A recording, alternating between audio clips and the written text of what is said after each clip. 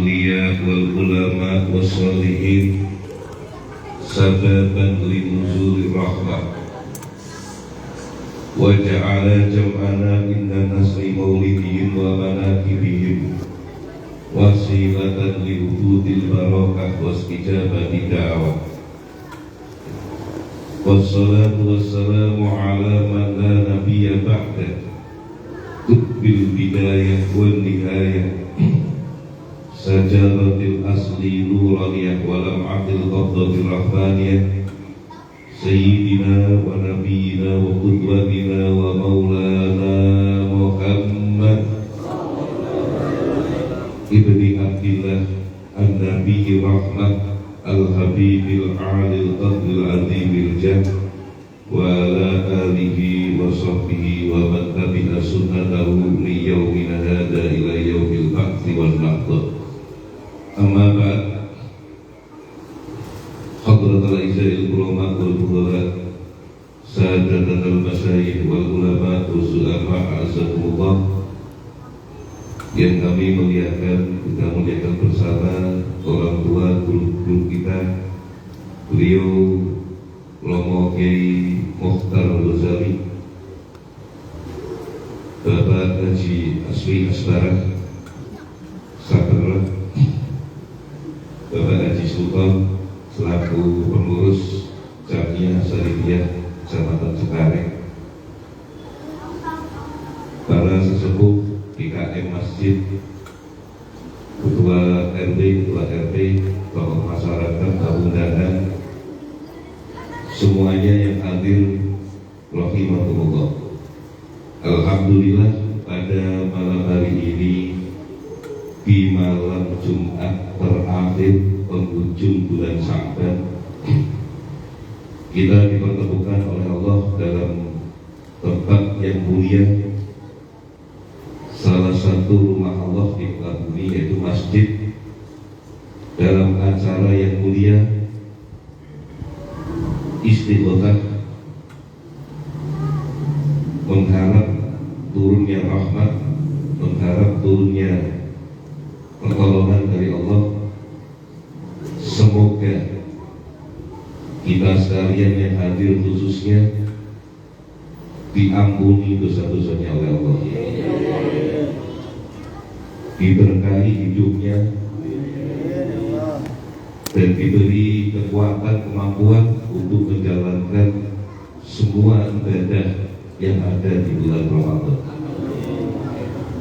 Kepada orang tua kita, keluarga dan tetolan yang sudah wafat, terutama almarhum kakak-kakanda Bapak Kulato yang juga sangat aktif dalam pelaksanaan acara ini, tapi beliau tidak diberi kesempatan oleh Allah untuk menyaksikan secara langsung.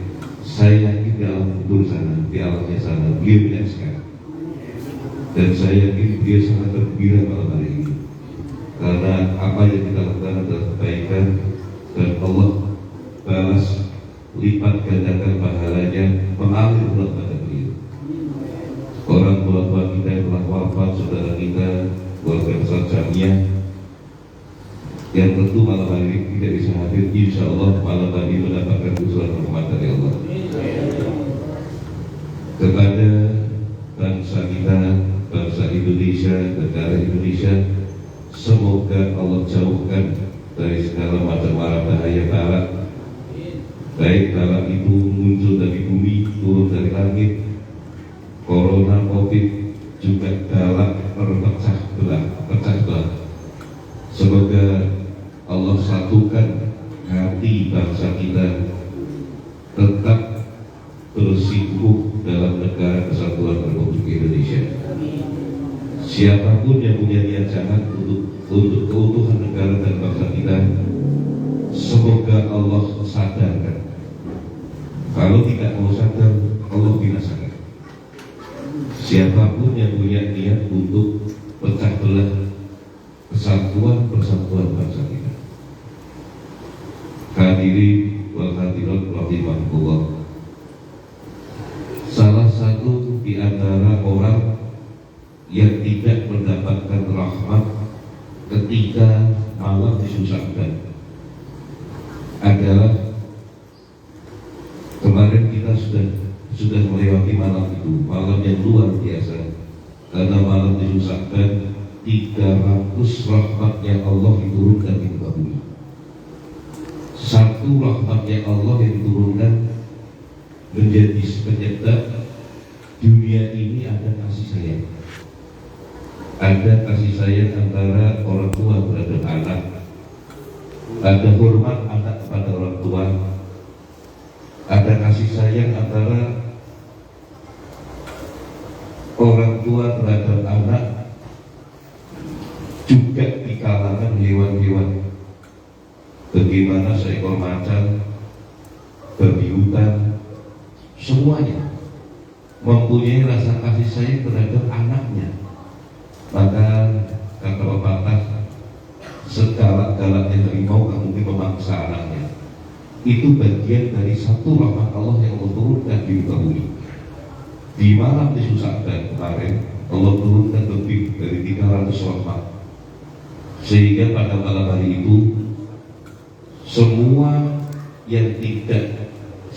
orang beriman yang tidak mensebutkan Allah diampuni dosanya di malam hari, kecuali beberapa golongan, antara lain orang yang syirik, orang yang mempercayai perdukunan, pelaku sihir, orang yang aqul walidain, orang yang durhaka terhadap kedua orang tuanya, orang yang memutuskan silaturahim, para pemabuk meminum keras yang malam itu tidak taubat, orang yang senantiasa melaksanakan zina, provokator, orang-orang inilah yang di malam disusahkan tidak mendapatkan pengampunan kalau tidak mau taubat.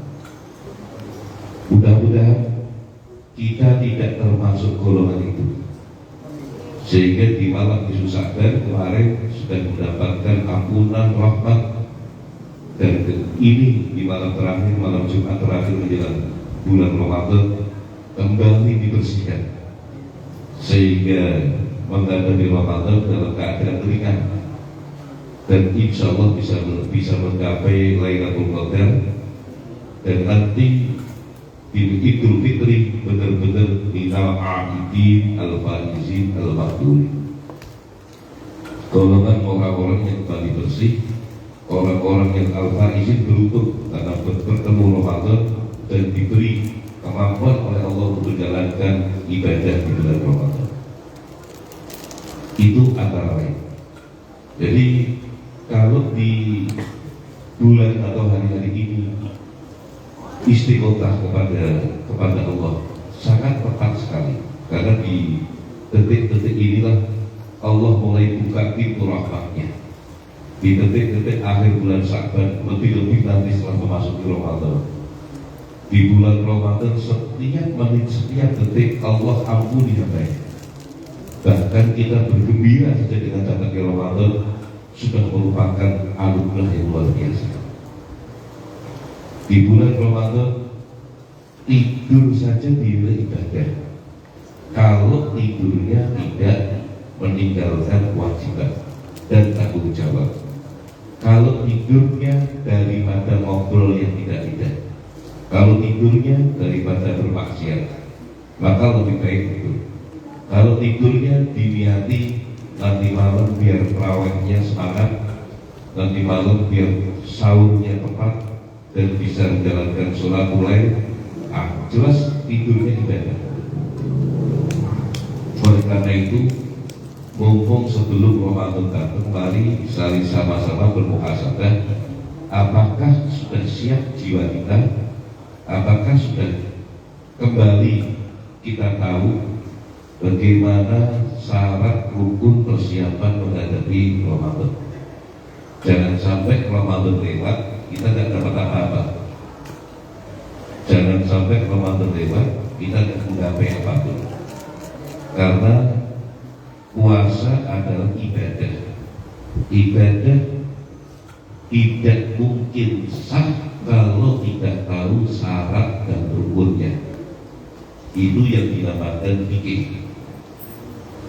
Setelah tahu syarat dan rukunnya, bagaimana ibadah itu supaya mendapatkan pahala?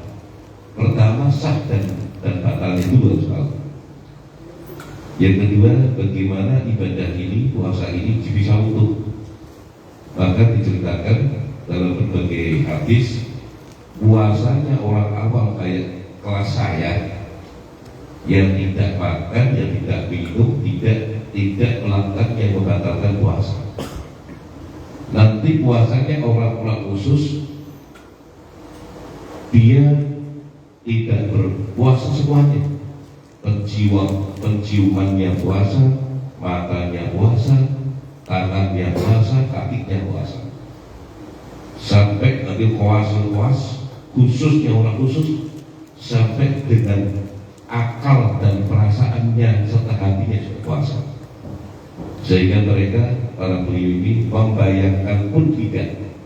Kalau kita mau membayangkan makanan, membayangkan macam-macam, katakan membayangkan istri, membayangkan suami, itu kan halal. Tapi ketika Ramadan, ketika berpuasa kan tidak boleh.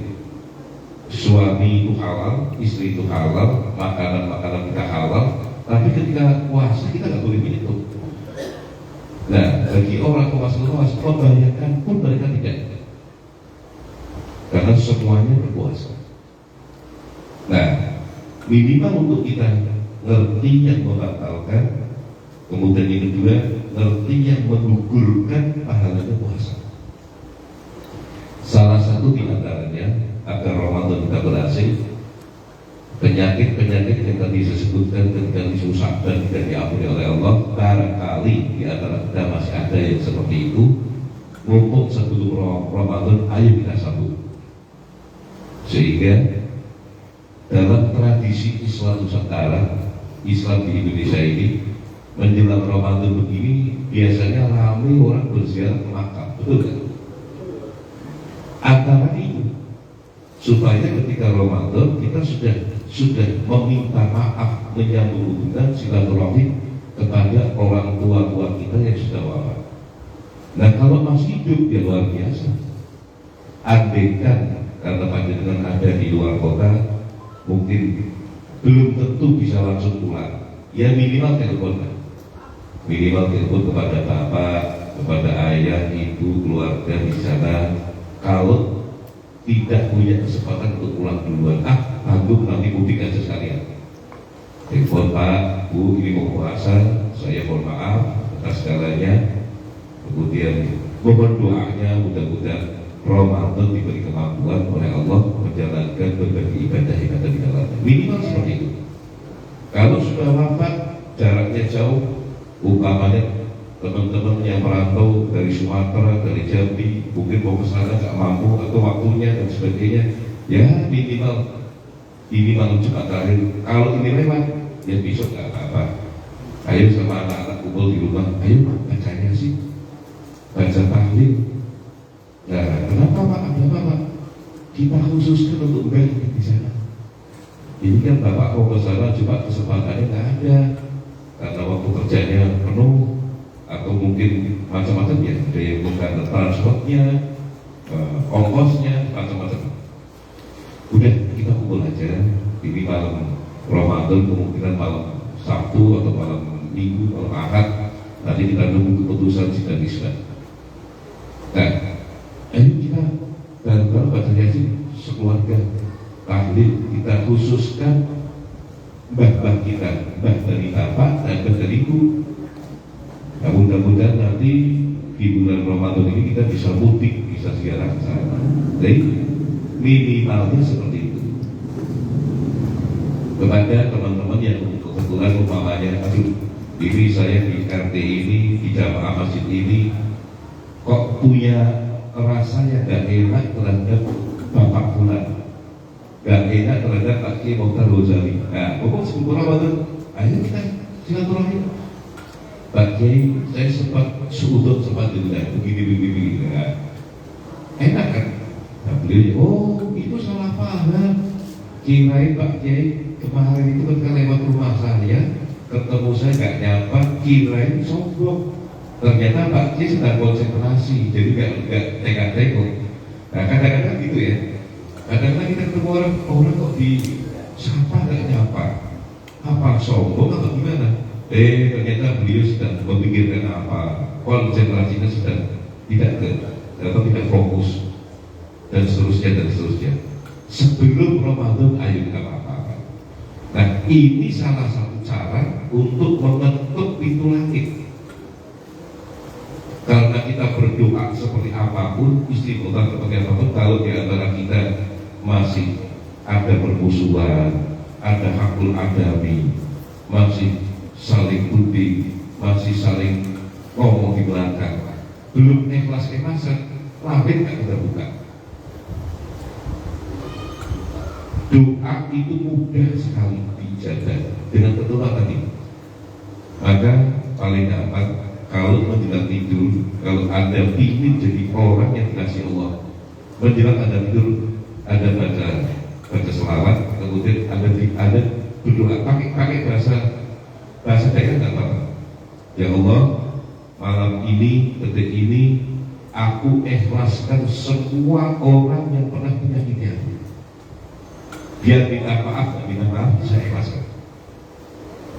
Ya Allah, berikan kemampuan aku untuk meminta maaf kalau ada saudara, teman, keluarga, siapapun yang pernah aku sakiti sengaja atau tidak sengaja. Jangan sampai ada perasaan tidak enak dalam hati saya. Nah, ketika mau tidur ikhlaskan itu pintu langit terbuka. Nah, pernah Sayyidah Aisyah diomongi sama Nabi SAW. Waktu itu ketika Nabi mau sholat, dia ngomong sama Dewi Aisyah, ya Aisyah, kamu jangan tidur, lata Nabi jangan tidur, sehingga kamu menunaikan haji. Setelah itu menunaikan haji, menghatamkan Quran. Setelah menghatamkan Quran, kamu mengucapkan salam kepada seluruh para nabi. Yang terakhir meminta maaf kepada seluruh umat Islam. Habis ngomong begitu, Nabi sholat. Dewi Aisyah kaget kan? Gimana Nabi? Masa saya mau itu disuruh melakukan semua hal itu? Apa mungkin? Yang kedua, haji kan ada bulannya, tiap saat tidak bisa. Ada ketentuannya. Aisyah bingung, terparah. Nah, selesai Nabi sholat, Aisyah tanya, gimana ya Rasulullah? Keterangan panjenengan seperti itu bagaimana? Nah ini namanya tabayun. Nah tabayun begini boleh. Seorang santri tabayun kepada kiai boleh, kepada guru boleh. Pak Kiai, nanti panjenengan ceramah maksudnya bagaimana ya ini dengan maksud itu? Tabayun. Nabi mengatakan, Aisyah, kalau kamu mau tidur, kamu baca Subhanallah walhamdulillah wala ilaha illallah wallahu akbar. Baca 3 kali. Pahalanya sama dengan berangkat haji. Kalau begitu saya harus kagum dan kalau begitu saya cabut aja uangnya. Gak usah haji juga, demikian dong. Haji tetap wajib untuk seluruh kaum muslimat yang diberi kemampuan untuk menunaikan, entah itu kemampuan ongkosnya dan sebagainya, tetap kewajiban. Kalau nggak mampu ya nggak wajib. Tapi kalau keinginan haji harus ada. Nah kita nggak tahu bisa berkata-kata karena urusan Allah. Kalau tahu-tahu mamanya kita punya mantunya kaya, udah nggak usah nunggu 30 tahun deh.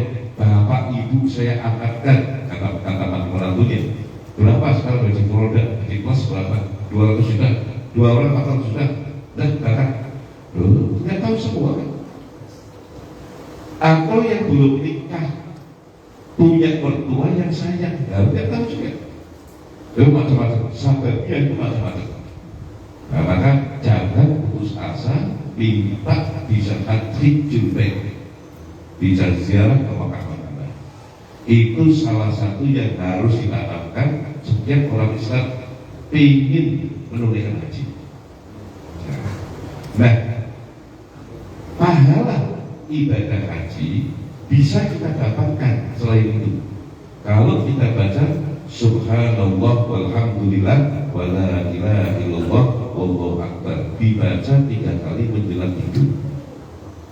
Yang kedua, menghatamkan Quran, baca surat Al-Ikhlas 3 kali, pahalanya sama dengan baca Al-Quran 1 khatam. Yang ketiga, menyampaikan salam kepada seluruh para nabi yang jumlahnya 124.000 nabi. Gimana itu? Ternyata cukup baca as-salatu wassalamu ala jami'il anbiya wal mursalin wa ala alihim wa sahbihim ajma'in, atau Allahumma sholli wa sallim ala sayyidina Muhammadin wa ala jami'il anbiya wal mursalin wa ala alihim wa sahbihim ajma'in. 3 kali. Itu sholawat kepada Nabi, juga ke seluruh para nabi. Nah, yang keempat,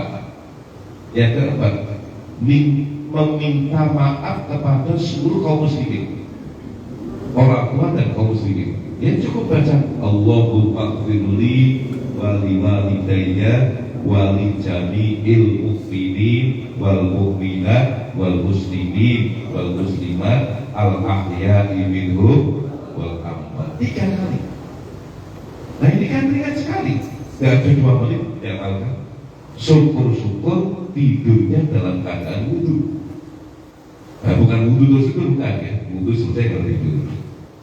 Kalau tidurnya di tempat wudu namanya pingsan, kotor namanya.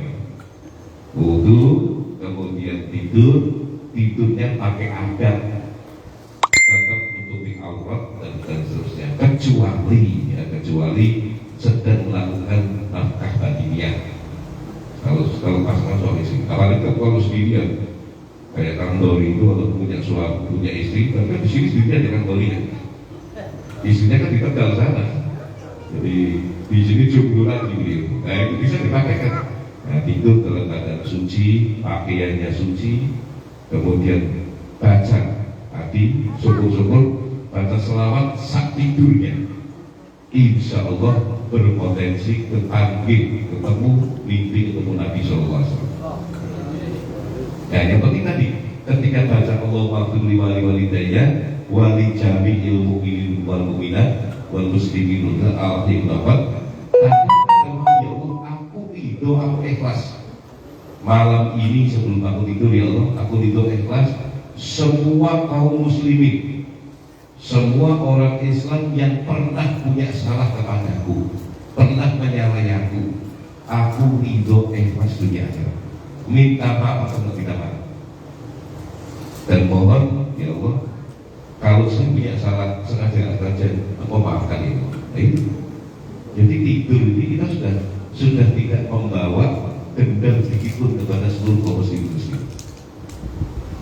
Berarti kalau ada orang utang kepada saya di ikhlasan dulu, bukan berarti demikian Pak.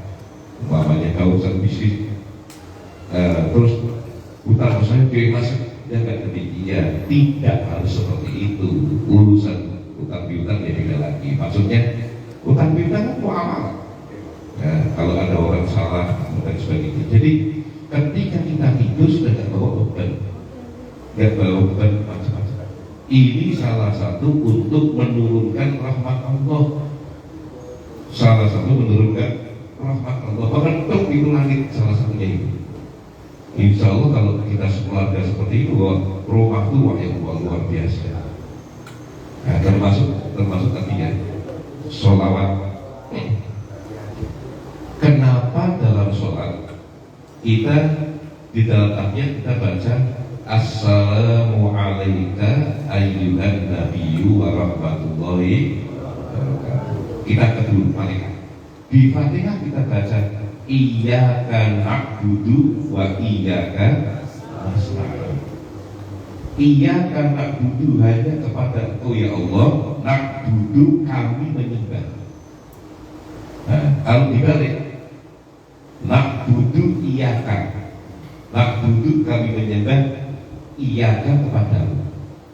Tapi ketika dibalik, iyakanya di depan hanya kepadamu. Kalau hanya kepadamu berarti tidak ada orang lain, tidak ada Tuhan selain Allah. Tapi kalau kami menyembah Allah, bisa juga menyembah yang lain. Betul kan? Saya hormat sama Pak Kiai Mokhtar Ghazali, juga hormat dengan kiai yang lain. Tapi kalau saya mau pilih hanya Pak Kiai Mokhtar Ghazali saya hormati, berarti tidak ada yang lain. Itu dibalik sudah beda maknanya. Iyaka hanya kepada Engkau ya Allah, duduk kami menyembah. Nah, surat Fatihah ini dari awal Alhamdulillah Rabbil Alamin Ar-Rahmanir Rahim, ya, terus ini petunjuk. Kalau mau minta sama Allah, ya puji dulu Allah. Nah, ini kunci pembuka. Maka dalam setiap doa pasti Alhamdulillah hamdan yuwafi ni'amah wa yukafi mazidah ya Rabbal alamin. Nah, ini puji dulu. Setelah puji Allah, baca salawat kepada Nabi Sallallahu Alaihi Wasallam. Nah, dalam Al-Fatihah dijelaskan Ar-Rahmanir Rahim, Alhamdulillahirabbil alamin, Ar-Rahmanir Rahim. Satu. Kedua, ketika baca basmalah Bismillahirrahmanirrahim, sampai dikatakan kullu amrin dzidalin la yibda'u fihi bi bismillahirrahmanirrahim fa huwa aftar. Semua perkara yang baik kalau tidak dimulai dengan bismillahirrahmanirrahim fa huwa aftar, kayak akok, maka perkara itu cacat. Ya. Yang baiknya, ya kalau masuk ke toilet mau diambil, dia nggak usah baca bismillah, karena tempatnya tidak layak untuk baca bismillah. Tolak tu jalan tidak layak. Apa maknanya? 99 asma Allah, ada Al-Muntaqim, ada Al-Jabbar, ada macam-macam yang keras-keras banyak. Tapi Allah lebih ingin dikenal sebagai Ar-Rahman Ar-Rahim. Allah lebih ingin dikenal itu. Maka kenalkan Tuhan, kenalkan Allah kepada keluarga kita, terutama anak kita, Gusti Allah atau Allah Subhanahu Wa Taala Maha Pengasih dan Penyayang. Jangan ceritakan Maha Menyiksa, Maha Kejam aja. Kenalkan Allah Maha Rahman, Maha Rahim. Pahami itu. Ya. Maka Bismillahirrahmanirrahim, Alhamdulillah Ar-Rahman. Ya, setelah puji-puji kepada Allah, kemudian iyyaka na'budu wa iyyaka nasta'in. Na'budu mutakallim al-ghaib, kata Kiai Mukhtar, hanya kepada oh ya Allah kami menyembah, padahal Anda sholat sendirian. Kira-kira kalau sholat sendirian boleh dirubah enggak? Hanya kepada ya Allah aku menyembah, mau sendirian kok nyebutnya tetap kami. Apa faedahnya? Kok tetap kami? Almarhum Bung Karno, presiden kita, ketika beliau membaca teks proklamasinya, beliau sendirian kan? Membaca kita ini, yang baca kan beliau sendirian kan? Gimana beliau ucapannya? Kami, bangsa Indonesia. Artinya apa? Beliau sendirian tapi mewakili bangsa Indonesia. Berat. Jadi bobot ucapan itu berat. Beliau tidak mengucapkan aku, Bung Karno, kami bangsa Indonesia. Tapi gitu kan? Nah, sama juga ketika kita sholat, iya karena butuh hanya kepada Allah kami. Berarti Anda menyertakan seluruh kaum muslimin muslimat, mukminin mukminat, al-ahya'i minhum, supaya apa? Lebih didengar oleh Tuhan, supaya lebih didengar. Artinya apa? Artinya kita tidak bisa sendirian, Pak. Kalau kepingin doa kita ini didengar lebih cepat oleh Tuhan, doakan juga orang lain. Ya. Nah, contoh ini, panjenengan dari Pasar Timbul, jamaah masjid Husnul Khotimah. Anda datang ke Pak RT, Pak RW, atau Pak Lurah. Anda datang, Pak, saya dengan kami yang tidak.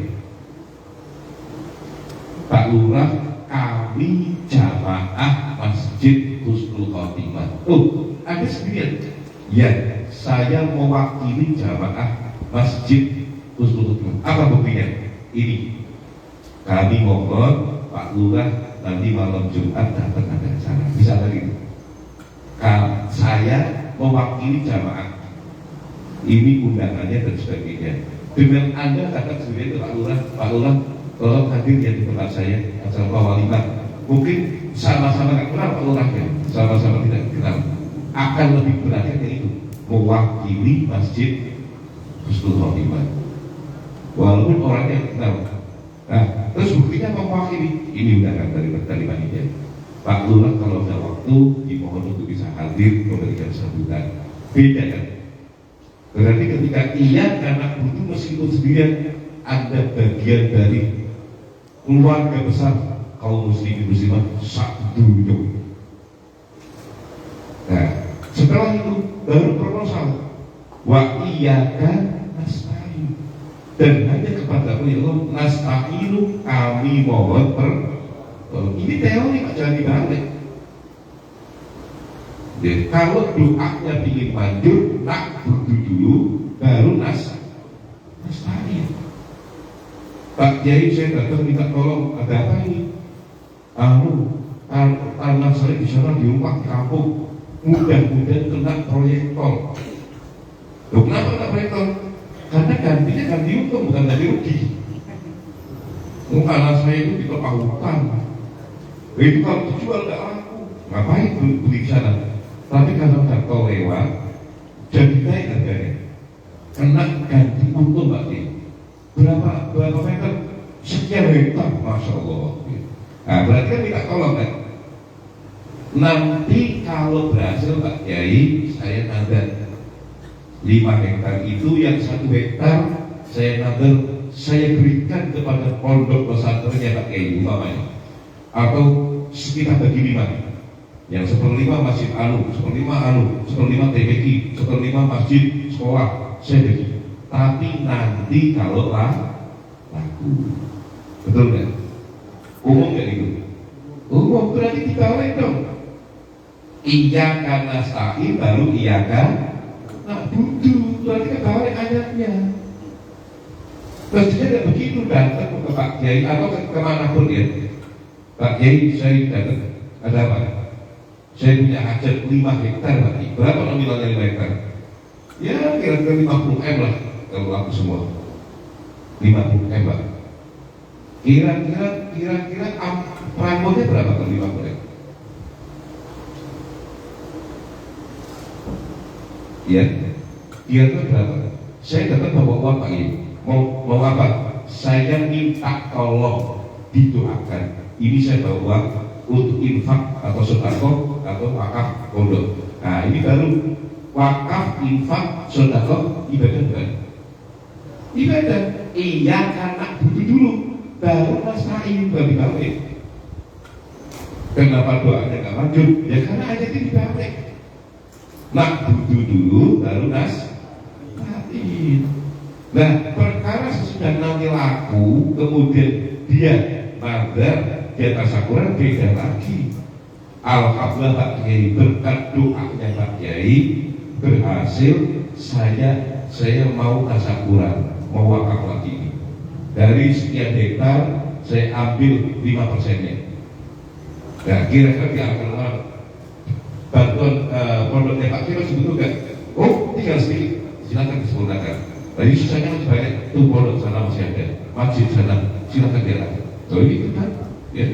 Setelah berhasil, kemudian tasakuran. Nah ini dibalik, datang ini langsung nasta'in, makbudunya belakangan. Ya, makanya gak maju. Yang kedua tadi, Ketika nak budu berarti kan mohon mewakili umat Islam sedunia.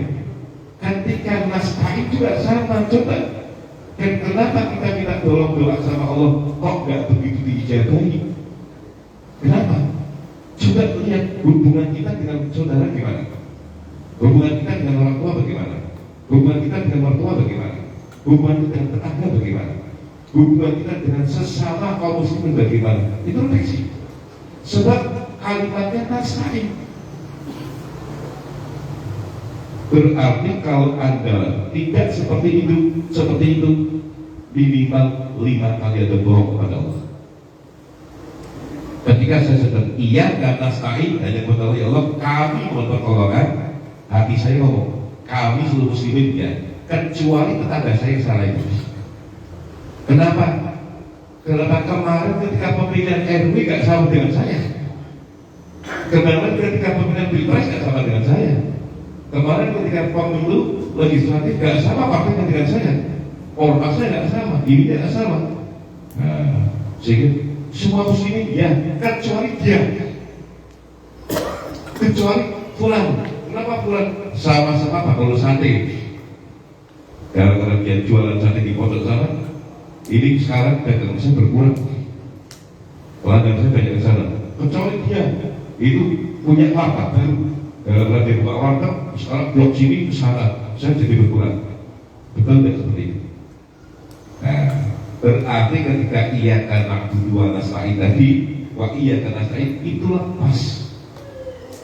Pas mendoakan seluruh kaum muslimin beriman. Saya ya.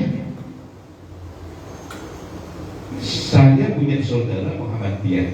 Saya punya saudara Rifaiyah. Saya punya saudara yang lain-lain. Mereka saudara saya sesama kaum muslimin. Sujudnya sama kiblat, Tuhannya sama Allah, sholatnya sama 5 waktu, rukun iman dan sholatnya sama. Gus ini apa? Orang saya kalau sudah. Berarti habis mau berarti beliau saudara saya. Beliau yang alasan saudara saya. Sama-sama muslimin kok.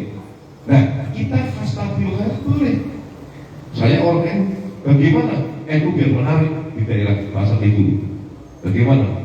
Bahasa umpamanya. Bagaimana? Yang rapi. Jangan seragamnya kakeknya dipakai. Umpamanya. Nah, kita percaya nggak apa-apa.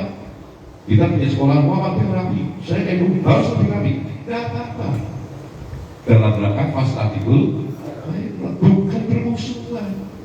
Ketika ketemu dia, Anda saudara saya, sesama umat Islam. Kecuali siapapun dia mau merusak agama, mau merusak negara dan bangsa, dia musuh kita. Ya, wala udwana illa alam dzalimin. Kita nggak punya musuh kecuali orang-orang yang zalim, siapapun dia. Mau muslim, muslimnya mau NU, mau Muhammadiyah, mau apapun, kalau dia zalim, dia musuh kita. Muslim atau siapapun, wala udwana illa alam dzalimin. Kami yang punya musuh kecuali orang-orang yang zalim. Ini orang kok diajak ngomong susah banget namanya. Zalimnya jelas, bukan persepsi ya. Zalimnya jelas. Ini kok zalim? Zalim itu apa? Zalim itu berbuat aniaya, merusak kita. Sampai seluruh orang kampung mendoakan ya Allah, kenapa orang ini tidak cepat mati?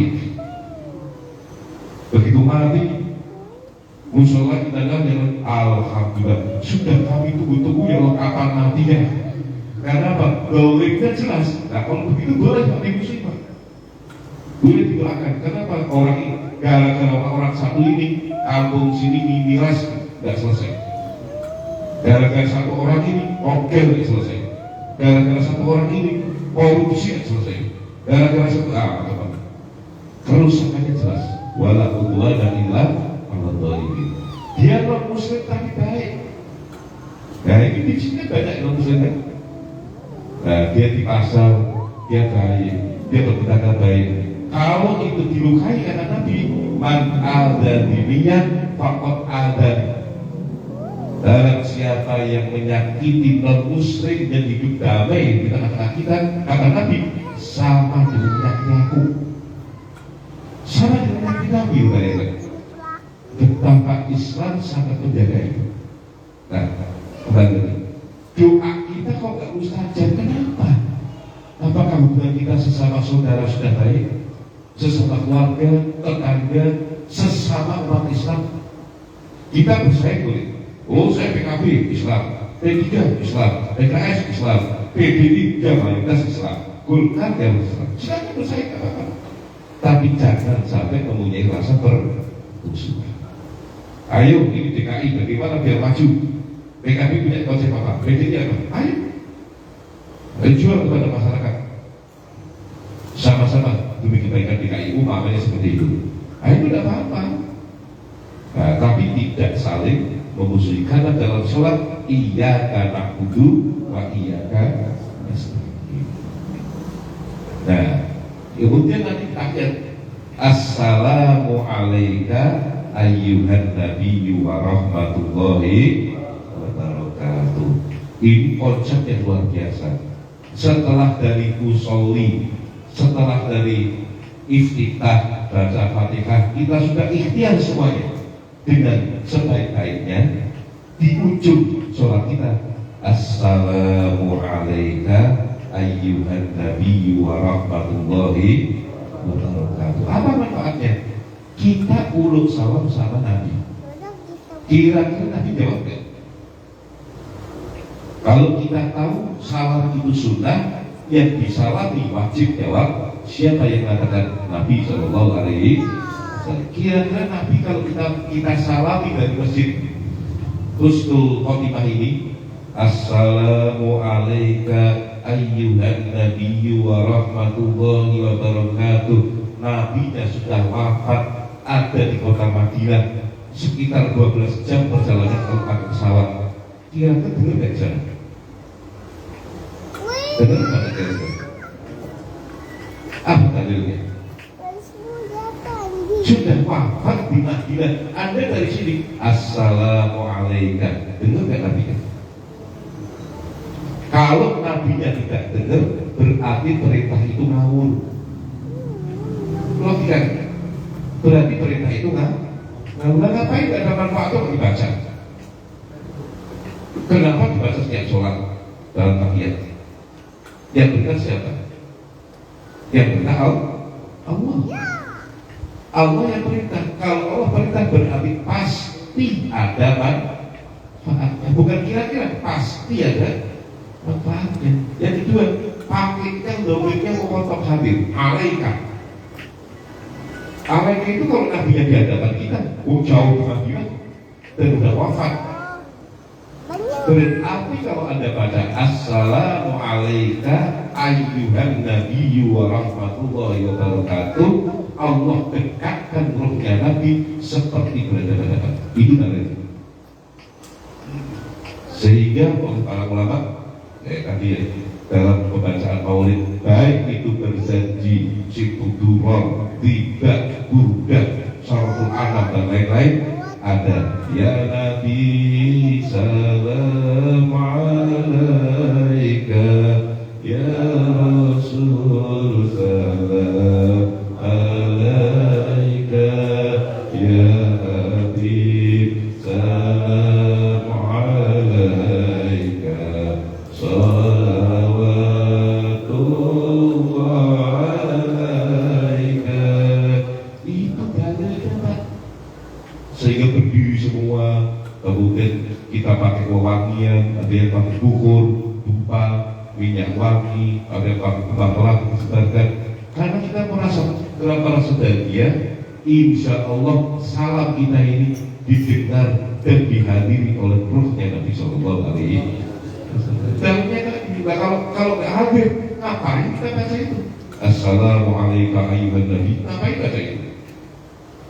Berarti Allah ngawur dong, nggak ada manfaatnya kalau dibaca, itu loh. Assalamualaikum, dalil ketika kita baca salam, selawat, ruhnya Nabi dekat seperti berada benar-benar. Bisa nggak kira-kira? Coba kalau zaman sekarang gampang jawabannya, apalagi Allah Gus, Ini pabrik Samsung aja bisa, pabrik Oppo aja bisa. HP itu HP.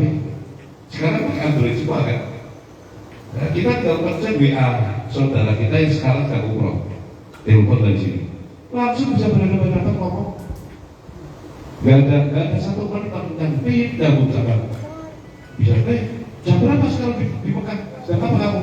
Ini sekarang di sini jam 10 ya, 10:04. Di Mekah berarti 4 jam yang lalu. Oh, sini baru azan maghrib jam 6. Loh, jarak 4 jam di sini. Kita bisa ngobrol. Itu apalagi Allah Subhanahu wa Ta'ala. Maka kalau pengen dekat sama Nabi, selalu didoakan oleh Nabi, perbanyak baca sholawat, perbanyak baca salat. Jadi judulnya mengetuk pintu langit. Itu salah seperti. Loh, kalau tidak didoakan oleh Nabi SAW, yang paling dekat proposal kita lewat baginda Nabi Sallallahu Alaihi Wasallam. Dan yang kedua hadisnya, ana indama yusolli alayya, aku di sebelahnya orang yang baca selawat kepadaku. Allahumma shalli alaihi. Kalau dalam kitab Sunnah disebutkan wayat asilu ruhul musolli alaihi. Ruhnya orang baca selawat yang tasil nyambung kepada baginda Nabi Sallallahu Alaihi Wasallam. Yang kemudian keempat, kelak dari kiamat, Nabi mengatakan akrabukum alayya maq'adan yaumal qiyamah aktsarukum alayya sholatan. Orang yang paling dekat tempat duduknya denganku, kata Nabi, biar kiamat yang paling banyak baca sholat. Nah, dan kenapa sholat kita dari mulai usolli takbir di akhir ada sholawat? Barangkali ada kurang-kurangnya, kita udah ikhtiar. Barangkali ada salahnya, kita udah. Tapi udah ikhtiar ya, bukan yang APDW. Pokoknya saya sholat ikut ikutan dalam masjid, terserah diterima. Ini sudah ngawur, dia sudah belajar, dia sudah ikhtiar. Nah, sudah selesai semua ikhtiarnya belajar. Dia ngaji walaupun saya tobat 50, saya ngaji tetap. Dia selesai. Nah, tapi tidak ikhtiar. Dia datang ke Pak Kiai Mokhtar, datang ke Ustaz Al-Tabi, gimana Ustaz sholat? Sudah belajar, bukan tidak belajar. Setelah belajar praktek. Ya, sholatnya. Barangkali ini masih salah juga, masih kurang juga. Di ujung assalamu alayka ayyuhan nabiyyu wa rahmatullahi pasti Nabi jawab. Dan jawaban Nabi menjadi sabda sholat kita diterima oleh karena ada bacaan salam kepada Nabi. Istimewanya kembali lagi kepada ukhuwah Islamiyah. Setelah assalamu alaina wa ala ibadillahis. Setelah kita salam kepada Nabi, pasti Nabi jawab.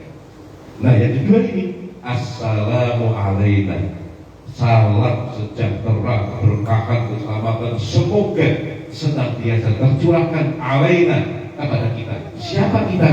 Al-muslimina wal muslimat wal mu'minina wal mu'minat al ahya'i minhum. Jadi dalam assalamu alaina Anda sudah mendoakan sak dunia, seluruh kaum muslimin sak dunia, apapun mazhabnya, apapun alirannya, apapun negara dan partainya, juga yang sudah wafat. Jadi kita kalau matinya la ilaha illallah, matinya membawa Islam, matinya tetap pada Islam, Anda setiap detik didoakan oleh mulutnya kaum muslimin seisi dunia ini yang sedang sholat. Allahumma sholli alaihi wasallam. Wah, Islamnya. Loh, kalau prakteknya tadi laki-laki gak cocok dengan si A, gak cocok dengan si B, gak cocok dengan si C, ya gak cocok boleh, jangan sampai bermusuhan, jangan sampai putus silaturahmi. Oh, saya gak cocok dengan cara dia ngajar, gak apa-apa. Oh, saya suka sama Tuhan, cuma saya gak cocok sama beliau dalam apa, gak cocoknya.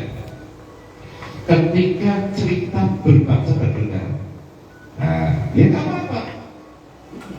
Nah, contoh saya, ini kok kesannya nggak cinta sama NKRI, saya nggak cocok nih, nggak cocok dengan bab itunya, nggak apa-apa. Tapi jangan memusuhi, kecuali beliau bikin gerakan untuk merobohkan negara, merusak negara. Nah kalau demikian, dia harus kita lawan. Logikanya bagaimana logikanya? Ini rumah, ini rumah ini milik orang tua saya. Bapak ibu saya ada di rumah ini. Saya punya adik 3 di rumah ini. Belum mandiri. Ibu saya masih sehat, tiba-tiba umpamanya, tiba-tiba bapak saya kena pengaruh orang, disuruh invest. Dia dipengaruhi orang. Bapak saya mau invest senilai 500 juta. Caranya menggadaikan rumah itu ke bank. Umpamanya saya anak, ini benar apa enggak? Saya selidiki, saya tanya teman-teman. Nah, ternyata kesimpulannya bapak saya kena bujuk rayu orang. Dan ini bodoh kalau bahaya ini. Ini satu-satunya aset keluarga saya kendala ini. Bagaimana caranya? Boleh kita berbeda pendapat dengan bapak? Karena keputusan bapak membahayakan keutuhan isi rumah. Kalau ini sampai tergade dan tidak bisa nyaur utang, terus nanti rumah ini dilelang, ibu saya mau kemana? Adik-adik mau kemana? Sementara belum mandiri semua. Termasuk bapak sendiri mau kemana? Nah, boleh kita berbeda pendapat, tapi beliau adalah orang tua. Bagaimana caranya supaya rumah ini tidak digadaikan? Entah sertifikatnya saya umpatkan, atau bagaimana? Atau saya cari orang lebih tua untuk melayani beliau. Beliau tetap bapak saya umpamanya ini, tapi langkahnya membahayakan keutuhan isi rumah tangga. Setelah kita tahu bahwa itu betul-betul investasi bodoh. Jadi bagaimana kita hormat? Ada ulama itu nggak tepat kalau bicara bangsa dan negara, kita nggak cocok itu ya. Tapi ketika dia bicara sah, halal, haram, dia nggak masalah, nggak cocok. Bukan benci, nggak cocok tema itu kalau dia cerita. Bukan benci, gitu ya. Sama seperti yang kita katakan, itu logika. Negara ini kita tempati bersama. Kita sudah nyaman, alhamdulillah. Jadi pengajian begini nggak perlu izin.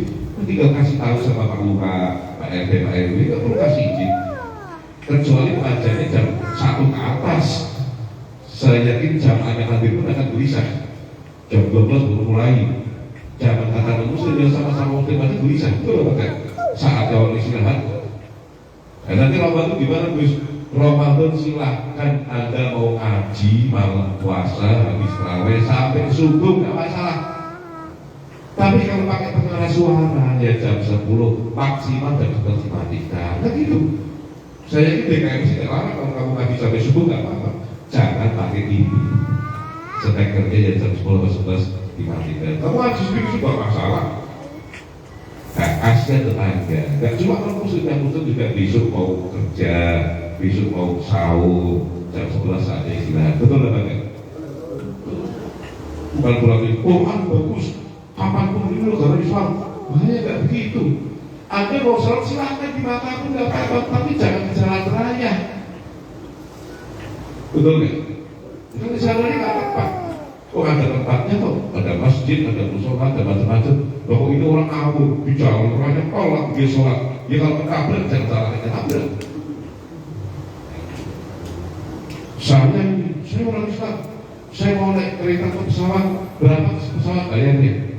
Oh, ke Lampung misalkan, berapa ini 500.000. Terus saya bawa uang datang ke sana, saya datang ke bandara, nggak beli tiket, nggak ngecek, nggak apa-apa, nggak bawa KTP. Pokoknya dalam besar Islam yang penting bisa bayar sah.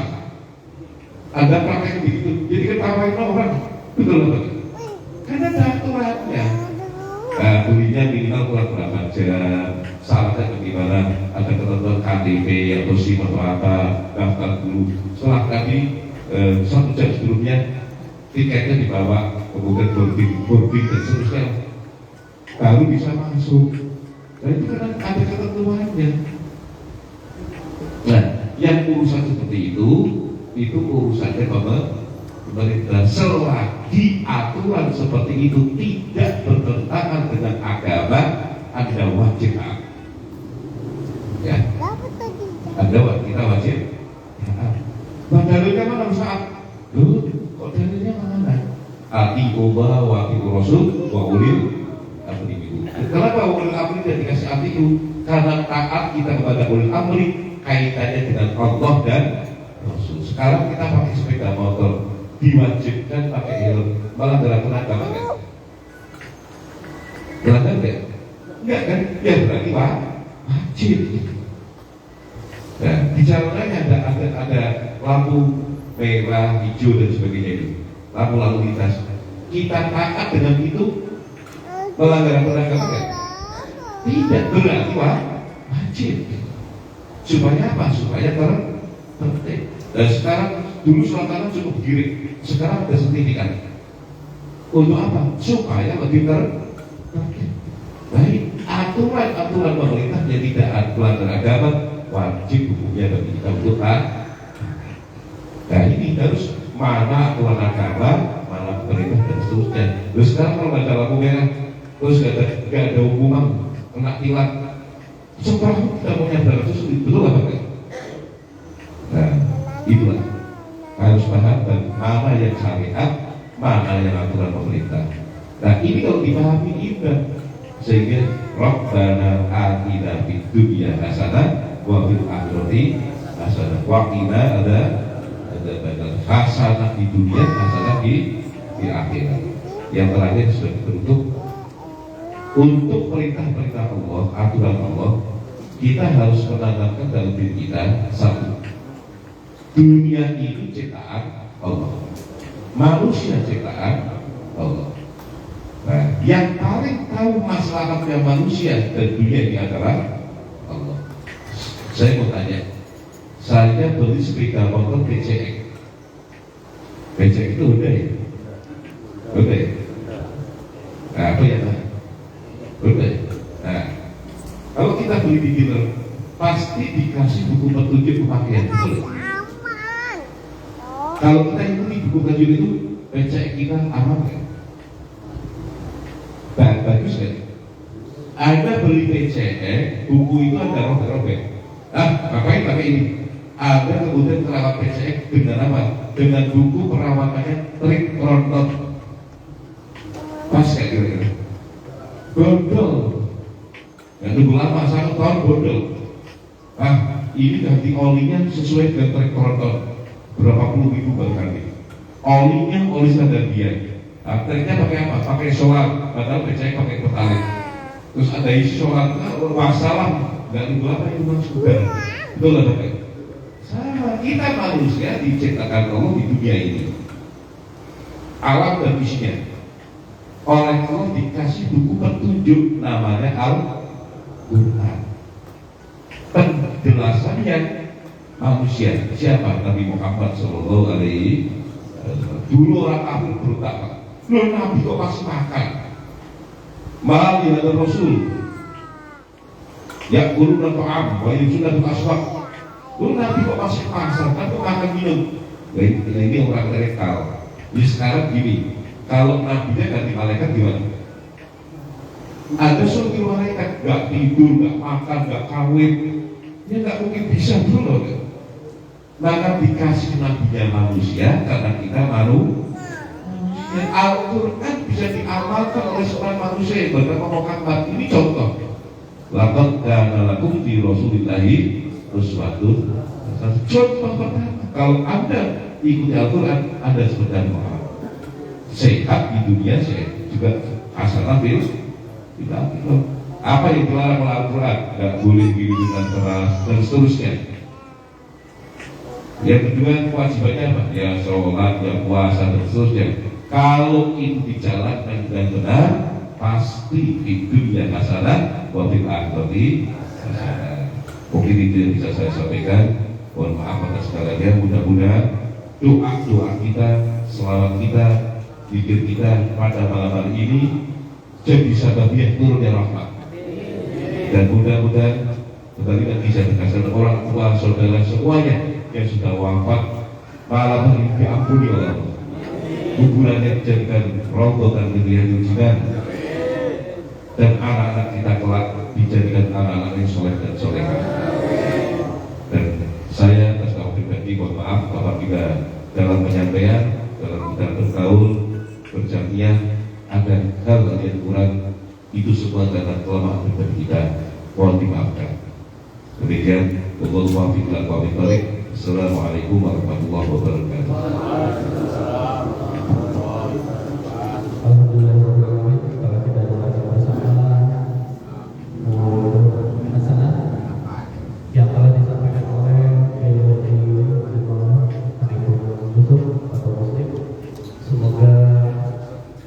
Beliau selalu mendapatkan kesehatan, keberkahan, serta mendapatkan perlindungan dari Allah Subhanahu wa Ta'ala. Dan kita yang mendengarkan selalu diberikan kesehatan, panjang umur, kepada beribadah. Baik, untuk akhir acara kita akan